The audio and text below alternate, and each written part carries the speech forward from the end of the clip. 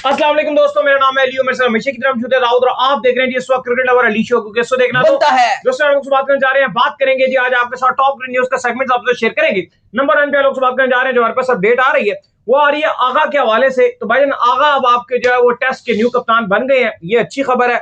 लेकिन बुरी खबर ये है कि भाई बाबर आजम जो है वो बाहर हो गए टेस्ट मैच से। कल भी काफी ज्यादा जो है आपने देखा होगा सोशल मीडिया में लोग कह रहे थे कि Babar Azam fit to play है, फिट टू प्ले। लेकिन हमने आपको उस टाइम भी बताया कि उनकी उंगली लगातार जो उस पर टेपिंग हुई हुई है और मुश्किल लग रहा है भाई बाबर आजम का। अगर आपने कल का हमारा शो देखा, वही खबर आज निकली है। जरा इस पर बात करेंगे। प्लेइंग 11 आपको बताएंगे कल पाकिस्तान की क्या फाइनल प्लेइंग 11 होगी, इंग्लैंड क्या खिलाएगा, इसके ऊपर बात करेंगे। वेदर क्या अपनी नवीद सुना रहा है, क्या बारिश होगी या हो जाएगा मैच, क्योंकि इंग्लैंड में नॉर्मली बारिश बहुत रहती है जब भी आपके मैचेस होते हैं, इस पर बात करेंगे। और जो बांग्लादेश और ऑस्ट्रेलिया है उनके हवाले से सेकंड टेस्ट मैच की भी अब अपडेट आ रही है। ऑस्ट्रेलिया ने कुछ स्क्वाड के अंदर जो तब्दीली की है भाई, तपा हुआ ऑस्ट्रेलिया बांग्लादेश से हार के बाद उनकी मीडिया बड़ी उनके ऊपर जो गर्म हुई हुई है और मीडिया ने सही बजाई है ऑस्ट्रेलियंस की। जरा इस पर ही बात करेंगे। तो अगर आप हमारे चैनल पर पहली बार आए, चैनल को सब्सक्राइब करें और साथ ही ना भूलिएगा। और नेशनल ओडीआई कप का जो फिनाले चल रहा है उस पर भी एंड में जो है बात करेंगे, जिसमें शहनशाह अफरीदी की टीम और शादाब खान की टीम आमने सामने है।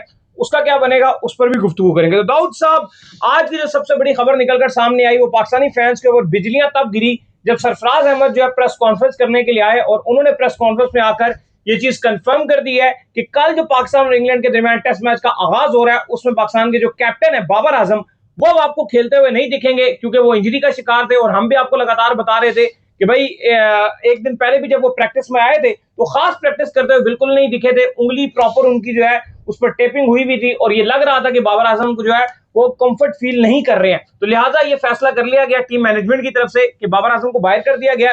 और बाबर आजम की जो गैर मौजूदगी है उसमें आपकी जो कप्तानी है दाऊद साहब वो आगा कर रहे हैं। कितना बड़ा डिसीजन और क्या इंपैक्ट आएगा? देखिए, बहुत ही ज्यादा अनफॉर्चुनेट सीन है और हम कल के शो में भी ये बात कर रहे थे कि हमें पहले टेस्ट मैच में बाबर आजम नहीं दिख रहे। अगर आपने कल की भी प्लेइंग 11 देखी होगी उसमें भी हम यही बात कर रहे थे कि अजान अवैस तभी 11 में आएंगे और वो ओपनिंग करेंगे अगर बाबर जाएंगे, और लग यही रहा है कि बाबर कल 11 में नहीं होंगे जो हम बात कर रहे थे। और अनफॉर्चुनेट है, इवन आज सुबह कुछ मीडिया आउटलेट से खबरें चला रहे थे कि बाबर आजम फिट हो गए हैं, वो कप्तानी करेंगे। लेकिन उस टाइम भी मैं ये देखकर शॉक ही हो रहा था कि ये क्या खबरें चला रहे हैं, क्योंकि उस टाइम भी हमें लग नहीं रहा था कि बाबर आजम फिट हो पाएंगे। और वही हुआ कि जब पाकिस्तान का प्रैक्टिस सेशन एंड हुआ और सरफराज अहमद जब प्रेस कॉन्फ्रेंस में आए तो उन्होंने ये एक गम खबरी सुनाई, एक बुरी खबर सुनाई।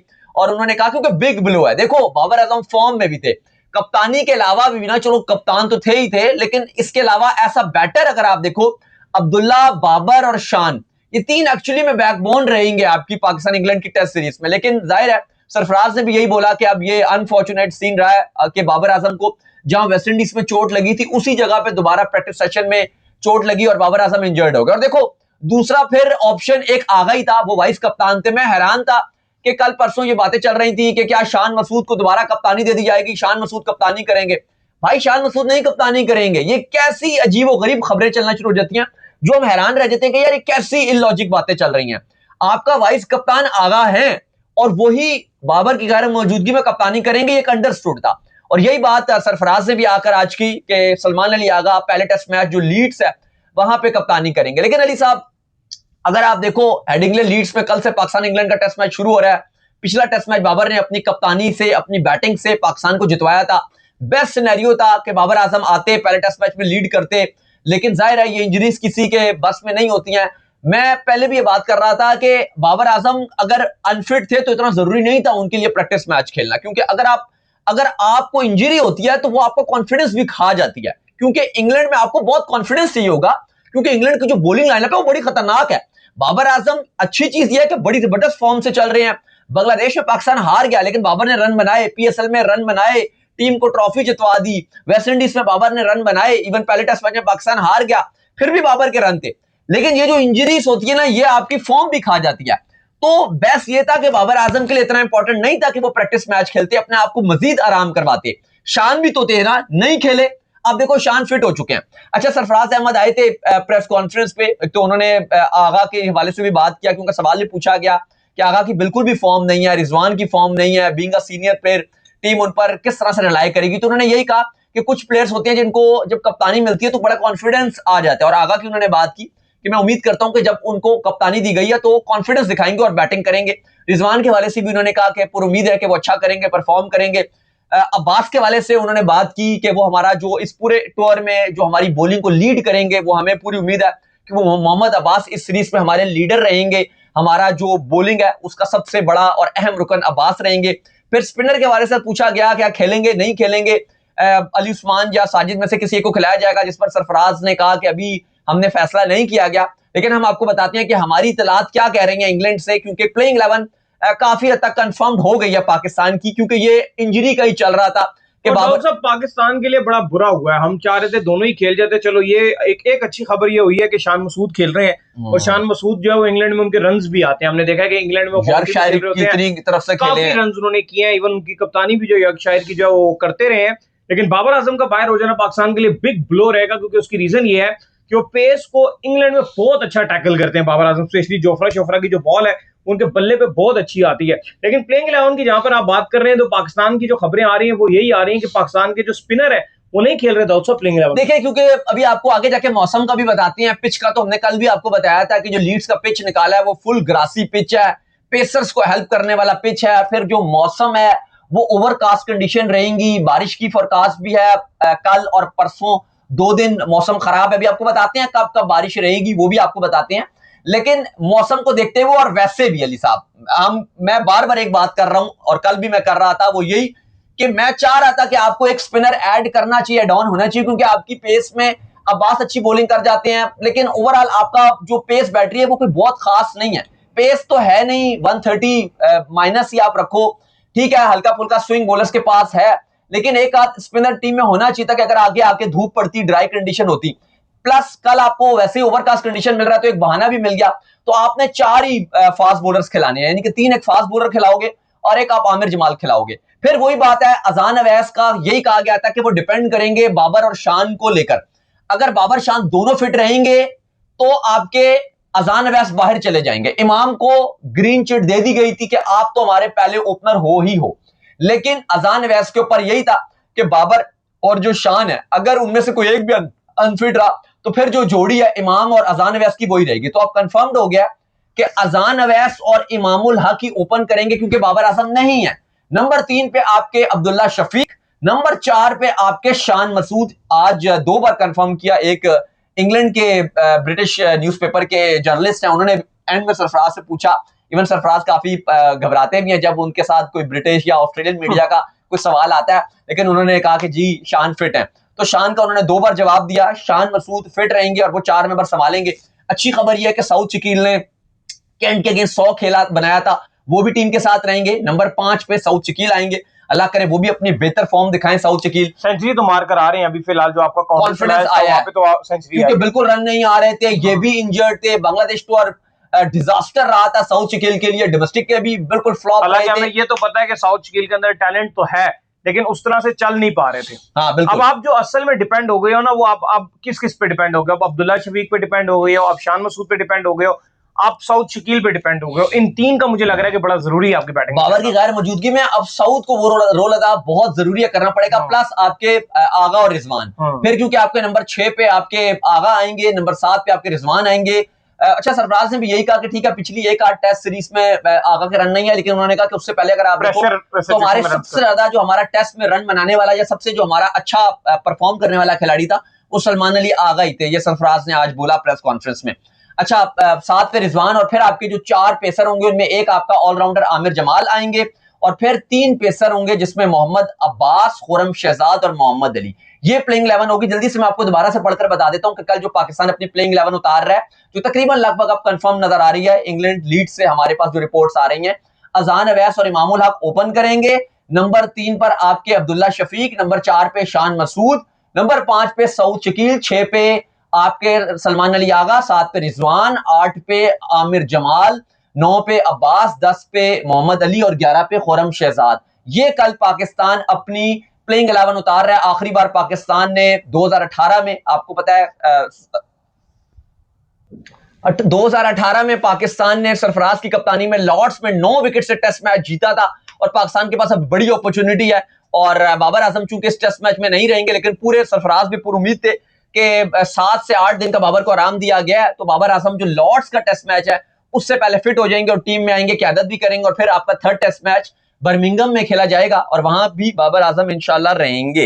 वेदर की क्या अपडेट आ रही है भजन? वेदर जो है वो क्या नवीद सुना रहा है? क्या मैच हो पाएगा पूरा, या बारिश जो है वो बीच में लगातार आती रहेगी? क्योंकि इंग्लैंड में नॉर्मली हमने देखा है कि जब भी मैचेस होते हैं तो वहां पर बारिश जो है वो अपना रोल काफी ज्यादा प्ले करती है। देखिए बिल्कुल मौसम बहुत इंपॉर्टेंट रहेगा, और कल अगर आप मौसम की अपडेट लेते हो तो बारिश है, स्पेशली लोकल टाइम के मुताबिक जो दोपहर का 1 बजे से लेकर 3 बजे तक का टाइम है, यानी कि मैं ये कह सकता हूं कि जो लंच से टी के दरमियान का टाइम है, लंच से जो आपका सेकंड सेशन होगा वो काफी मुश्किल होने के लिए जा रहा है, क्योंकि अच्छा बारिश की जो परसेंटेज है वो सिर्फ 20 to 30% है, जिसका मतलब यह है कि ये 100% नहीं है कि फुल टाइम या 2 घंटे बारिश रहेगी, लेकिन इसका मतलब यह जरूर है कि एक आध शॉवर तो आएगा आएगा, प्लस जो काले बादल हैं बिल्कुल काले बादल रहेंगे, लाइट्स ऑन हो जाएंगी और उस टाइम बैटिंग करना बिल्कुल भी आसान नहीं रहेगा। तो वो जो टाइम होगा जब आपने पहला सेशन खेला होगा उसमें भी क्लाउडी वेदर है, लेकिन जब आप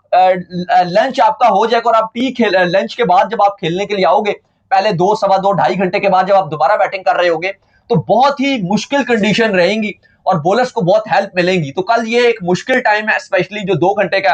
अच्छा फिर कल बारिश नहीं है, उसके बाद मौसम बड़ा खुशगवार हो जाएगा, इवन एंडिंग तक अगर आप देखोगे तो बिल्कुल धूप भी निकल आएगी। लेकिन अली साहब जो परसों का दिन है, मैं बात कर रहा हूं डे 2, वो काफी खराब नजर आ रहा है और रेन फोरकास्ट 60 to 70% बता रही है, यानी कि बारिश बहुत ज्यादा होगी। लेकिन हाँ, जो मुतासिर होने के इम्कान है वो है आखिरी सेशन बहुत ज्यादा मुतासिर होगा, यानी कि उसमें पॉसिबल आप ये कह सकते हो कि शायद आप टी से पहले पहले बारिश के इम्कानात हैं आने के, और फिर टी के एंड तक जो बारिश रहेगी तो आखिर में बहुत ज्यादा बारिश हो, और शायद ये भी इम्कानात हैं कि जो आखिरी सेशन है मतलब डे 2 का, मैं परसों की बात कर रहा हूं, वो शायद खेल भी ना हो सके, इतनी बारिश है। जो आखिरी टी के बाद जो आपका थर्ड सेशन होगा उसकी काफी सूरत-ए-हाल खराब नजर आ रही है। तो अब मसला ये है कि जब ओवरकास्ट कंडीशन रहेगी तो बादल रहेंगे, फिर बैटिंग कंडीशन काफी डिफिकल्ट रहेंगी।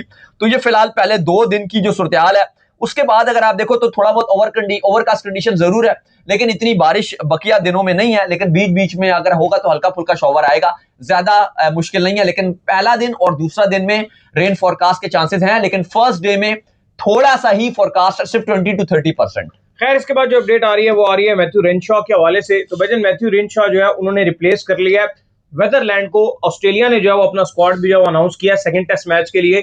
बड़ा गुस्सा है भाई ऑस्ट्रेलियन मीडिया को, ऑस्ट्रेलिया के साबिक प्लेयर्स को, कि बांग्लादेश ने किस तरीके से जो हमें पहले टेस्ट मैच में जो बीट कर दिया है। इसीलिए उन्होंने दस्ती जो है वो आप कह लेंगे इनको निकाला भी है, जो वेदरलैंड है इनको निकाला है, और रेनशॉ जो है दाऊद साहब इनकी जगह आ गया। देखिए बिल्कुल ऑस्ट्रेलिया ने आज सुबह सुबह ही डिसीजन लिया और बड़ा डिसीजन था। आपको पता है कि जो पहला टेस्ट मैच डार्विन में खेला गया था, वेदरलैंड वहां के लोकल खिलाड़ी थे उनको शामिल किया गया। अब क्वींसलैंड में सेकंड टेस्ट मैच है, वहां मैथ्यू रेनशॉ जो है वो उनका होम ग्राउंड है, उनको डाल दिया गया और डायरेक्ट डिसीजन लिया गया। सिर्फ 6 टेस्ट मैचेस खिलाने के बाद उनको फारिग करवा दिया गया कि आप नहीं खेलोगे, क्योंकि गुस्सा तो है ऑस्ट्रेलिया में। और अपडेट ये है कि बांग्लादेश और ऑस्ट्रेलिया का जो सेकंड टेस्ट मैच का डे 1 है, ऑल सोल्ड आउट है, ऑल सोल्ड आउट। आप देख लो कि किसी ने सोचा भी नहीं था, लोग जीतते हो तो फिर ऐसे हाइप बनती है। लोग ये कह रहे थे कि सबसे बेकार तरीन ये सीरीज होगी ऑस्ट्रेलिया बांग्लादेश की, लेकिन बांग्लादेश ने वो कर दिखाया जो ना ऑस्ट्रेलिया ने सोचा था और ना वर्ल्ड ने सोचा था कि भाई ये कर दिखा देगा बांग्लादेश। बहरहाल उन्होंने कर दिखाया। ऑस्ट्रेलिया ने ऑलरेडी लेबुशेन को फिलहाल स्क्वाड में रखा है, लेकिन ऐसे लग रहा है, हम आपको कल भी बता रहे थे कि बड़े बड़े नाम है ऑस्ट्रेलिया के, ये सीरीज उनका कैरियर भी डिसाइड कर सकती है, जिसमें स्पेशली अगर आप सरफेरिस देखो तो लेबुशेन और नथन लियोन है, इन दोनों के जो कैरियर है वो स्टेक पे लगे हुए हैं और इनकी रिटायरमेंट्स लोडिंग है टेस्ट क्रिकेट से। अगर इस टेस्ट मैच में ऊंच नीच हो गई दोबारा से, या ये जो प्लेयर्स हैं लेबुशेन हो गया, नथन लियोन है, अगर ये परफॉर्म नहीं कर सके, या तो इनकी रिटायरमेंट्स आएंगी या तो ये मुस्तकिल परमानेंटली ऑस्ट्रेलियन टीम से ड्रॉप हो जाएंगे। अब जाहिर है क्योंकि जब आप हारते हो तो आपको किसी के गर्दन में तो छुरी फेरनी पड़ती है, और ऐसे लग रहा है कि लेबुशेन जो शदीद क्रिटिसिज्म में है, जितने अगर आप देख लो ऑस्ट्रेलिया के एक्स क्रिकेटर्स हैं भरपूर क्रिटिसाइज कर रहे हैं, मीडिया क्रिटिसाइज कर रही है, नथन लियोन के ऊपर बहुत प्रेशर बन रहा है, तो इस टाइम काफी प्रेशर है। बहरहाल फिलहाल वेदरलैंड को जो बाहर किया गया है, जो कि डार्विन के लोकल बॉय थे, और अब क्वींसलैंड के लोकल बॉय मैथ्यू रेनशॉ को शामिल कर लिया गया। तो चलिए उम्मीद करते हैं आज तुम्हारी ये भी बता दें। बल्कि आपको नेशनल ओडीआई कप का बताना भूल ही गए हैं कि भाई नेशनल ओडीआई कप का जो फाइनल है वो इस वक्त जो है वो जारी और सारी है। शदाब और शाहीन की टीम जो है वो आमने सामने है। शाहीन की टीम ने आज शादाब की टीम का दाऊद साहब फेंटा लगा के रख दिया। देखिए बिल्कुल उम्मीद नहीं थी कि पाकिस्तान गोल्ड जो कि शाहीन की टीम है वो आज इतना कमाल करके दिखा देगी। 340 रन बोर्ड पे लगा दिए भाई, 340 रन। शामिल हुसैन का कमाल किस्म का फायरवर्क्स देखने को मिला। 111 रन की नॉक, 93 गेंदों पे 4 छक्के 11 चौके। शामिल ने वाकई कमाल कर दिया। कामरान गुलाम उतना अच्छा नहीं कर सके, 8 गेंदों पे 10 बनाकर आउट हुए, लेकिन साद खान का भी 100 देखने को मिला। 102 गेंदों पे 112 रन, बेहतरीन किस्म की परफॉर्मेंस दिखाई है और दोनों का एक बड़ा अच्छा किस्म का हमें कैमियो देखने को मिला है। अच्छा और पार्टनरशिप भी बड़ी अच्छी लगी थी। जब 95 पे 2 खिलाड़ी आउट हो गए थे तो फिर दोनों 232 तक स्कोर को ले गए। अच्छा इस टाइम अगर आप बात करो तो पाकिस्तान की जो ग्रीन टीम है जिसमें शादाब खान क़यादत कर रहे हैं, उनका इस टाइम चेस जारी है। फखर जमान ने बड़ी अच्छी बैटिंग की, 1 छक्का और 5 चौकों की मदद से 28 गेंदों पे 31 रन बनाए। अलबत्ता वो आउट हो चुके हैं।